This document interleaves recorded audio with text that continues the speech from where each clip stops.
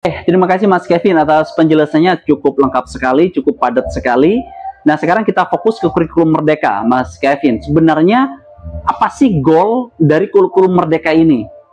Tujuan utama merubah dari kurikulum K13 menjadi kurikulum Merdeka ini sebenarnya goalnya apa? Bisa disampaikan lebih spesifik gitu, Mas Kevin.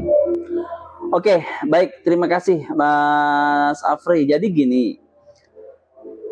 sebenarnya kurikulum Merdeka ini sangat bagus untuk sekolah-sekolah yang sudah siap berinovasi, ya. Sebenarnya kurikulum Merdeka ini sangat bagus lah ya, sangat bagus, tapi bergantung sekolahnya siap atau tidak.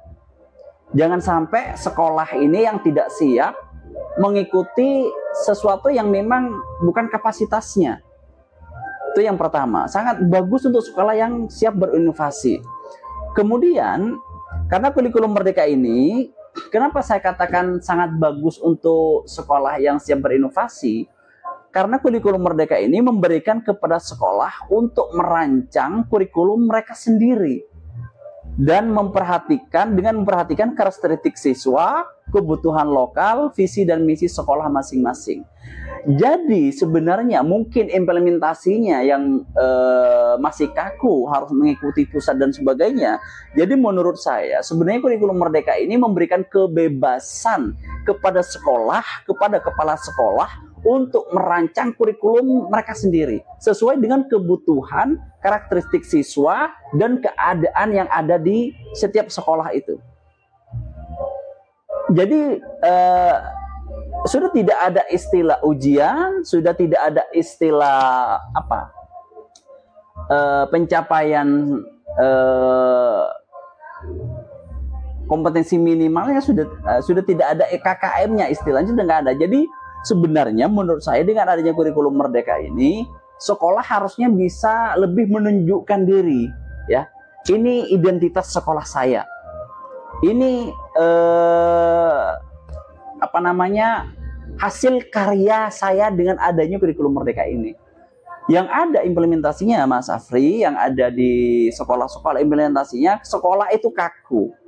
Mengikuti aturan Merdeka harus seperti ini, harus seperti itu. Sebenarnya kalau mengacu kepada goalnya, sekolah itu diminta untuk berkreasi terhadap kurikulumnya. Jadi kalau boleh saya simpulkan, sebenarnya sekolah itu sebenarnya boleh menerapkan kurikulum K13 dalam proses ininya ya, dalam proses pelaksanaannya ya. Karena yang saya ketahui, goal dari kurikulum Merdeka itu memberikan kebebasan kepada sekolah untuk merancang kurikulum sesuai dengan kebutuhan siswa.